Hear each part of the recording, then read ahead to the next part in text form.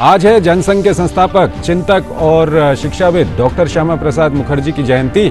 प्रधानमंत्री नरेंद्र मोदी ने भारत की एकता और विकास में योगदान के लिए डॉक्टर मुखर्जी के योगदान को किया नमन।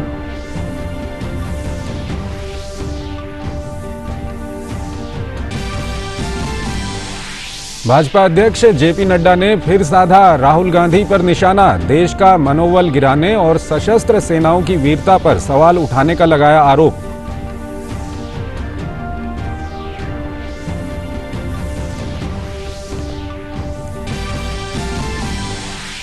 असम में बाढ़ की स्थिति में सुधार और बिहार में भी नदियों के जलस्तर में गिरावट। मुंबई में लगातार बारिश से फिलहाल राहत। गुजरात में भारी बारिश के कारण कई इलाकों में पानी भरा। मौसम विभाग ने देश के कई हिस्सों में आंधी और बारिश की दी चेतावनी।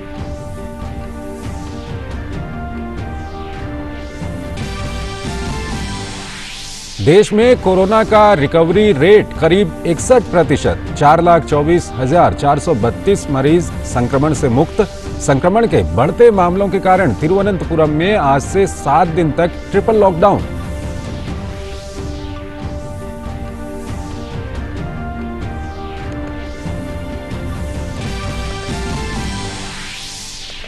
और सावन का पहला सोमवार आज। देश भर के शिव मंदिरों में विशेष पूजा अर्चना। कोरोना संकट के दौर में देवघर का विश्व प्रसिद्ध श्रावणी मेला स्थगित। श्रद्धालुओं को रांची दूरदर्शन की मदद से ई दर्शन कराएगा प्रशासन। मैं हूं चंद्रशेखर जोशी और आइए अब खबरें देखते हैं विस्तार से। इस समय जो सबसे बड़ी खबर है वो लद्दाख से आ रही है, जहां वास्तविक नियंत्रण रेखा पर झड़प वाली जगह से चीनी सैनिकों के पीछे हटने की शुरुआत हुई है। सूत्रों से मिल रही जानकारी के मुताबिक चीनी सैनिक अपनी तरफ की वास्तविक नियंत्रण रेखा से पीछे हटते देखे गए हैं। पीपुल्स लिबरेशन आर्मी के सैनिकों को टेंट हटाते, बख्तरबंद गाड़ियों से सैनिकों और उपकरणों को पैक करते हुए और वापस ले जाते हुए देखा गया है।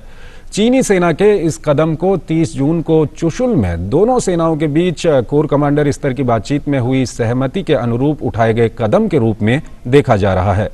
अभी कि चीनी सैनिक पीछे हटना शुरू हो गए हैं और भारत की सरकार या सेना की ओर से अभी किसी तरह की कोई औपचारिक प्रतिक्रिया नहीं आई है और ये देखना होगा कि चीनी सैनिक कितने पीछे हटते हैं, किन किन इलाकों से पीछे हटते हैं। उसके बाद ही जो विश्वास बहाली की ये एक शुरुआत इसको माना जा रहा है, ये अपनी कितनी परिणति तक पहुंचेगी ये अभी देखना होगा। अगली खबर की ओर चलते हैं। शिक्षाविद, चिंतक और भारतीय जनसंघ के संस्थापक डॉक्टर श्यामा प्रसाद मुखर्जी की आज जयंती है। कोलकाता में उनका जन्म 6 जुलाई 1901 को हुआ था। वो जब तक जीवित रहे तब तक देश की एकता संरक्षित रखने और भारत में जम्मू कश्मीर के पूर्ण एकीकरण के लिए भरपूर कोशिश करते रहे। वो जम्मू कश्मीर में जाने के लिए परमिट के खिलाफ भी लड़े थे और नारा था, एक देश में एक निशान, एक विधान और एक प्रधान। इस मौके पर प्रधानमंत्री नरेंद्र मोदी ने अपने ट्वीट संदेश में उन्हें नमन करते हुए कहा है कि देश की प्रगति में डॉक्टर श्यामा प्रसाद मुखर्जी का अनुकरणीय योगदान रहा है। उन्होंने देश की एकता सुदृढ़ करने का अनवरत प्रयास किया। प्रधानमंत्री ने कहा कि उनके विचारों और आदर्शों से करोड़ों देशवासियों को प्रेरणा मिली। नड्डा ने आज भाजपा मुख्यालय में बीजेपी अध्यक्ष जेपी नड्डा ने डॉक्टर मुखर्जी की प्रतिमा पर श्रद्धांजलि अर्पित की।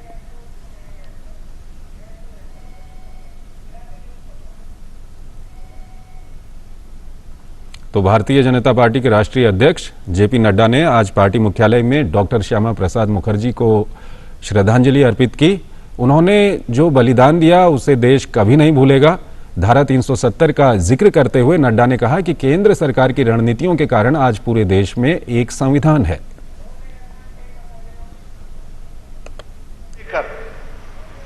श्यामा प्रसाद मुखर्जी जी ने जो बलिदान दिया, जिसके खातिर उन्होंने अपना जीवन का सर्वस्व लगाया, आज जब हम 119वीं जन्मदिन उनका मना रहे हैं तो हमें यह संतोष है कि धारा 370 को मोदी जी के नेतृत्व में और अमित शाह जी की रणनीति में हम सब लोगों ने धाराशाही कर दिया है और आज हम एक सूत्र में पिरोते हुए भारत को, कश्मीर हो या गुवाहाटी, अपना देश, अपनी माटी, इसको हम साकार कर पा रहे हैं और एक जन, एक मन, एक संविधान, इसको हम साकार कर पा रहे हैं। यह हमारे लिए विशेष सौभाग्य की बात है। और इस वक्त आपको हम सीधे लिए चलते हैं बीजेपी मुख्यालय, जहां पर बीजेपी प्रवक्ता जीवीएल नरसिम्हा राव प्रेस को संबोधित कर रहे हैं। Important observations about the Congress party and its leadership. One of these tweets pertains to Mr. Rahul Gandhi, Member of Parliament. Mr. Rahul Gandhi's utter lack of interest in parliamentary proceedings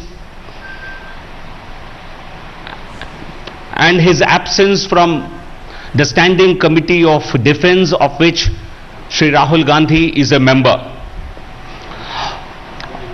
I'll first read out the tweet.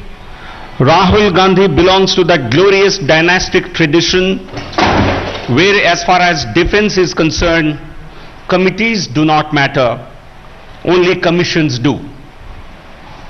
Congress has many deserving members who understand parliamentary matters, but one dynasty will never let such leaders grow really sad. So we would certainly like to highlight Rahul Gandhi's lack of interest in parliamentary proceedings, lack of respect for parliamentary proceedings, and a complete lack of interest in matters related to defense and armed forces, because Standing Committee is a platform where members can have several discussions and make several suggestions for strengthening the armed forces. But Rahul Gandhi chose to be a member of this committee because it's his family who decides who is in what committee, and Rahul Gandhi has been found to be absent.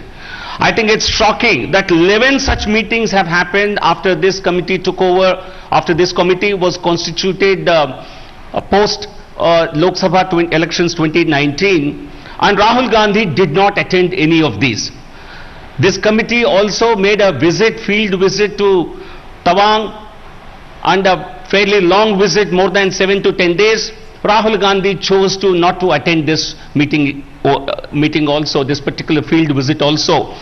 This clearly tells you this family has interest in defense matters only as far as commissions are concerned, whether it is the Bofors deal, the HDW submarine deal of the Rajiv Gandhi era, or the Augusta Westland and many other scandals that happened during the UPA era. I think the family has been accused of several such defense scandals, and the family takes a lot of interest, the dynasty takes a lot of interest in those areas, but not in real matters concerning the armed forces and strengthening their morale. I think this clearly shows a complete lack of interest in matters related to the armed forces. Rahul Gandhi ji Lok Sabha सदस्य बनने के बाद, वायनाड से चुनकर आने के बाद standing committee on defence में उसके सदस्य बने। इस सदस्य खुद उनके परिवार के और पार्टी के निर्णय के अनुसार वो स्टैंडिंग कमिटी ऑन डिफेंस में मेंबर बने। इस कमिटी के 11 मीटिंग्स हुए हैं। इस कमिटी के फील्ड विजिट भी हुआ है तवांग, अरुणाचल प्रदेश में। उन किसी भी मीटिंग में न किसी फील्ड विजिट में राहुल गांधी गए। इससे स्पष्ट जाहिर होता है राहुल गांधी और उनके परिवार को डिफेंस मैटर्स केवल कमीशन के संदर्भ में उनके लिए बहुत रुचि के विषय हैं, बट चर्चा का विषय और डिफेंस मैटर्स के बारे में चर्चा करना और आर्म फोर्सेस के उनके बारे में रिव्यू लेना, उनको मनोबल बढ़ाने के लिए कुछ बात कहना, ये राहुल गांधी के ये विषय नहीं है। केवल और केवल सेना के मनोबल गिराने के लगातार राहुल गांधी द्वारा कोशिश होता है और उनके पार्टी के नेता लगातार बयान देते हैं आर्म फोर्सेस को निशाना बनाते हुए। आर्म फोर्सेस पर सवाल उठाते हुए और आर्म फोर्सेस के वीरता और उनकी ब्रेवरी को नीचे करके उनके मनोबल के गिराने के लिए। तो इसलिए राहुल गांधी और कांग्रेस पार्टी को आज जवाब देना होगा कि राहुल गांधी क्यों गायब रहते हैं स्टैंडिंग कमेटी।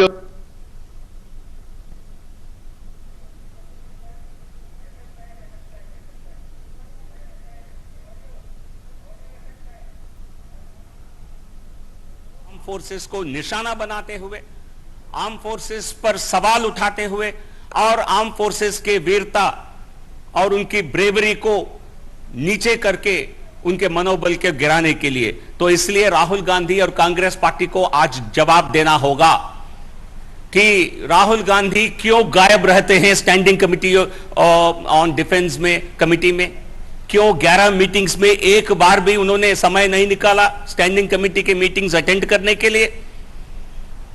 क्या केवल कमीशन के मीटिंग्स वो अटेंड करते हैं? क्या कमेटी उनके लिए कोई मान्य नहीं रखता है? ये जवाब खुद राहुल गांधी जी को आज देना होगा।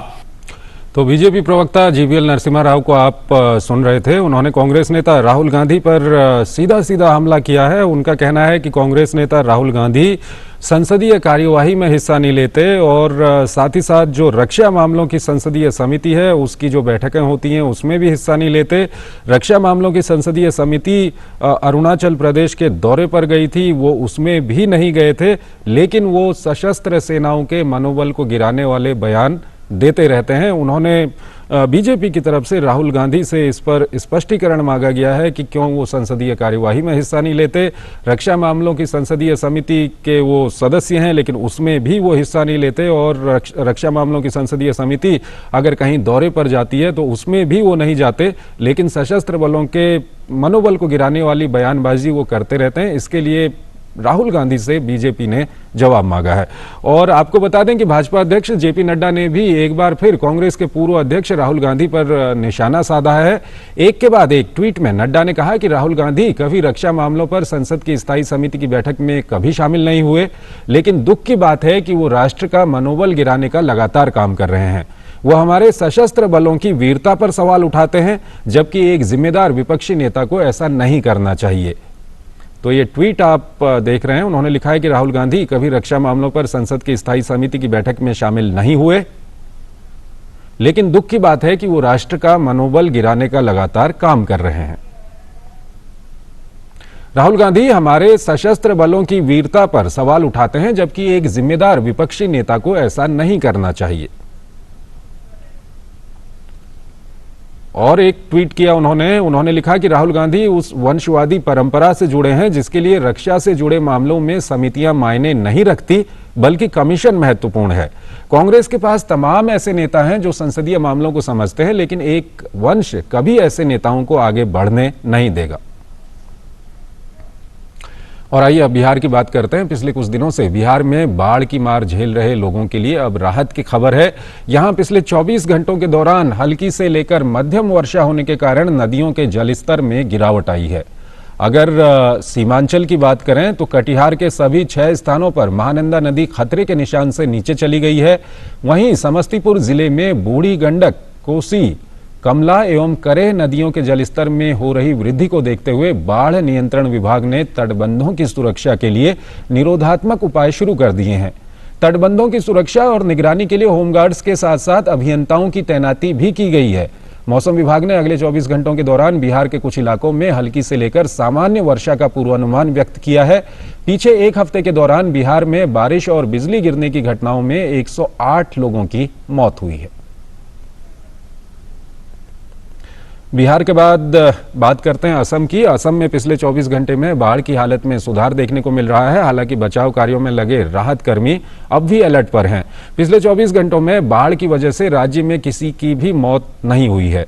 राज्य आपदा प्रबंधन प्राधिकरण के मुताबिक राज्य के 17 जिलों में तकरीबन 1073 गांव अब भी बाढ़ से प्रभावित हैं। इन जिलों में तकरीबन 6.5 लाख से अधिक लोग अब भी बाढ़ से प्रभावित हैं। राज्य की 45,000 हेक्टेयर से अधिक फसल भूमि जलमग्न है। राज्य भर में बाढ़ प्रभावितों को राहत प्रदान करने के लिए 62 राहत शिविर चलाए जा रहे हैं। पूरे राज्य में 4,852 बाढ़ प्रभावितों को इन राहत शिविरों में रखा गया है। पिछले 24 घंटों में एनडीआरएफ और एसडीआरएफ ने बाढ़ प्रभावित इलाकों से 210 लोगों को निकालकर सुरक्षित स्थानों पर पहुंचाया है। और उधर अगर गुजरात की बात करें तो गुजरात के कई जिलों को भारी बारिश का सामना करना पड़ा है। पिछले 2 दिनों से राज्य की 60 तालुका में 16 इंच बारिश दर्ज की गई है। द्वारका के खंभलिया में भी 19 इंच बारिश दर्ज की गई है, जिससे पूरा इलाका बारिश के पानी में डूब गया है। दक्षिणी गुजरात के नवसारी जिले में पूर्णा, कावेरी और अंबिका नदियों के जलस्तर में बढ़ोतरी देखी गई है। कई इलाकों में लगातार हो रही बारिश से जूनागढ़ स्थित वेलिंगटन बांध ओवरफ्लो हो रहा है। उधर राजधानी अहमदाबाद में हुई बारिश से लोगों को लगातार पड़ रही गर्मी से निजात मिली है। गुजरात के कई इलाकों में एनडीआरएफ की टीमों को अलर्ट पर रखा गया है। इस बीच भारतीय मौसम विभाग ने अगले 3 दिनों तक राज्य के बड़े हिस्से में बारिश का अनुमान व्यक्त किया है, जिसके बाद बारिश में कमी आएगी। सौराष्ट्र और कच्छ के कुछ इलाकों में अगले 2 दिनों में भारी से बहुत भारी बारिश की आशंका जताई गई है। वहीं मानसून की बारिश ने देश के कई हिस्सों में समस्या पैदा की है। महाराष्ट्र के मुंबई और ठाणे में रविवार को लगातार हुई बारिश की वजह से कई जगहों पर हुई जल जमाव से लोगों को परेशानी का सामना करना पड़ा। हालांकि कुर्ला, गांधीनगर और जुहू जैसे कई इलाकों में जमा हुआ पानी कम हुआ है। जल जमाव की वजह से बेस्ट बसों के रूट में भी कई जगहों पर बदलाव किए गए हैं। हालांकि पश्चिमी और मध्य रेलवे की उपनगरीय रेल सेवा बारिश की वजह से अब तक अप्रभावित रही है। बांद्रा में बीएमसी कर्मचारी कई जगहों पर सड़कों पर गिरे पेड़ों को हटाते दिखे। मौसम कार्यालय के मुताबिक मुंबई और आसपास के इलाकों में आज भी भारी से बहुत भारी बारिश की चेतावनी जारी की गई है। और आइए अब बात करते हैं कोविड-19 की। स्वास्थ्य मंत्रालय ने भारत में कोविड-19 की ताजा जानकारी साझा कर दी है। मंत्रालय के मुताबिक भारत में रिकवरी रेट काफी बेहतर है। आज की तारीख में रिकवरी रेट बढ़कर 60.85% यानी 61% के ऊपर चला गया है। कुल 4,24,432 मरीज संक्रमण से मुक्त होकर घर लौट गए हैं, जबकि संक्रमण के सक्रिय मामलों की संख्या बढ़कर 2,53,287 हो गई है। बात करें मौतों की तो अब तक कोविड से भारत में 19,693 मरीज अपनी जान गंवा चुके हैं। तिरुवनंतपुरम में आज से 1 सप्ताह की पूर्ण बंदी लागू की गई है। राज्य में कल सामने आए कोविड-19 के 38 नए मामलों में से 22 के तिरुवनंतपुरम में स्थानीय तौर पर संक्रमित होने को देखते हुए यह फैसला लिया गया। केरल में खासतौर पर राजधानी में हाल में संक्रमण के अज्ञात स्रोतों से महामारी का फैलाव हुआ है। तिरुवनंतपुरम में शहर में प्रवेश और निकासी वाली एक सड़क को छोड़कर बाकी सभी को बंद रखा जा रहा है। सिर्फ किराने की दुकानें, बैंकों, दवा की दुकानें, अस्पतालों और आवश्यक सेवाओं को लॉकडाउन से छूट दी गई है।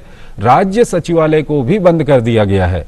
शहर में सार्वजनिक परिवहन सेवाएं भी नहीं चल रही हैं। लोगों को घरों में ही रहने की सलाह दी गई है।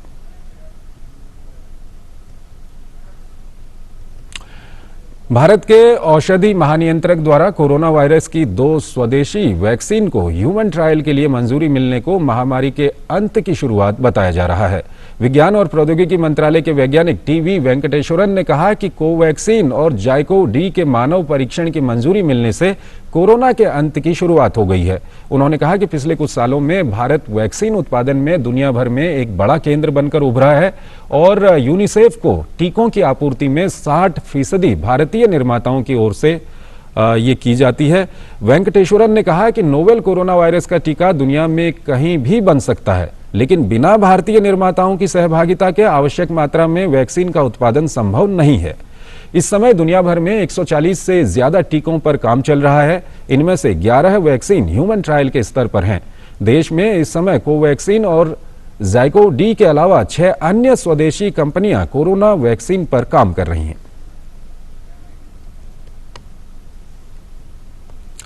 आज सावन का पहला सोमवार है। हालांकि इस साल श्रावण मास के महीने में हर साल जैसी धूमधाम देखने को नहीं मिल रही है। कोरोना वायरस संक्रमण के कारण ज्यादातर लोग अपने अपने घरों में ही भोले बाबा का अभिषेक करेंगे, लेकिन देश के 12 ज्योतिर्लिंगों में से एक महाकालेश्वर में आज सावन का सोमवार पहले दिन भक्तों की वहां पर खासी भीड़ उमड़ी है। हालांकि सभी कोरोना वायरस के संक्रमण से बचने के लिए सोशल डिस्टेंसिंग का पालन कर रहे हैं। पुजारी भी चेहरे पर मास्क लगाकर पूजा कर रहे हैं। हर हर महादेव के मंत्रोच्चारण और घंटियों की गूंज के बीच भोले भक्तों ने बाबा बर्फानी के भी दर्शन किए। श्रद्धालुओं ने भगवान अमरनाथ की विशेष पूजा अर्चना की। हालांकि कोरोना संकट के कारण ये हम आपको जो दूसरी तस्वीर दिखा रहे हैं अमरनाथ के अलावा, ये देवघर की तस्वीर है। झारखंड स्थित द्वादश ज्योतिर्लिंग वैद्यनाथ धाम देवघर, यहाँ पर विश्व प्रसिद्ध श्रावणी मेला जो लगता है वो इस बार नहीं लगा है, उसको स्थगित किया गया है। दुमका बासुकीनाथ धाम में भी इस वर्ष सावन में आम श्रद्धालुओं को आने की इजाजत नहीं होगी। बाबा के भक्तों के लिए हालांकि प्रशासन ने रांची दूरदर्शन की मदद से ऑनलाइन वर्चुअल दर्शन की व्यवस्था की है। श्रद्धालु घर बैठे सुबह होने वाली बाबा वैद्यनाथ की पूजा अर्चना को सुबह 4:45 बजे से 5:30 बजे तक और शाम की श्रृंगार पूजा को 7:30 बजे से 8:15 बजे तक देवघर प्रशासन के फेसबुक पेज व जिला प्रशासन की वेबसाइट devghar.nic.in पर ऑनलाइन वर्चुअल देख सकेंगे। और आपको बता दें कि उत्तर भारत में होने वाला प्रसिद्ध कांवड़ जो यात्रा होती है उत्तर भारत में, वो भी इस बार नहीं हो रही है। उत्तर प्रदेश, हरियाणा और उत्तराखंड सरकार ने मिलकर इस कांवड़ यात्रा को स्थगित करने का इस बार फैसला किया था। तो आप देख सकते हैं मंदिरों में पूरे सोशल डिस्टेंसिंग के साथ भक्त पहुंचे हुए हैं। एक तस्वीर हम आपको दिखा रहे हैं अमरनाथ की और दूसरी तस्वीर है झारखंड स्थित वैद्यनाथ धाम देवघर की। तिब्बती धर्मगुरु दलाई लामा का आज 85वां जन्मदिन है। दलाई लामा के जन्मदिन के इस मौके पर भारत समेत दुनिया भर में कई कार्यक्रम आयोजित किए जा रहे हैं। वहीं लेह के जीवेस्टल में लद्दाख बौद्ध संघ ने 14वें बौद्ध धर्मगुरु दलाई लामा का 85वां जन्मदिन मनाया। इस मौके पर भाजपा के राष्ट्रीय सचिव राम माधव, लद्दाख से भारतीय जनता पार्टी के सांसद जामयांग सेरिंग नामग्याल, लेह के सीईसी ग्याल पी वांग्याल भी मौजूद थे। भाजपा महासचिव राम माधव ने इस मौके पर दलाई लामा को शुभकामनाएं दी।